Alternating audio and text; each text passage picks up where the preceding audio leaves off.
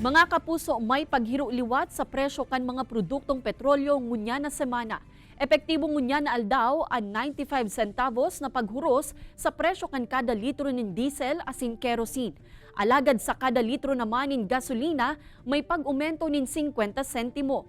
Mantang natuod na sana sa unstable o paburubagong presyo kan krudo asin gasolina, day subuot nawawara ang pagkadismaya kan mga motorista asin mga nagkakayod sa Camarines Sur huli sa epekto kaini sa indang dilihensya.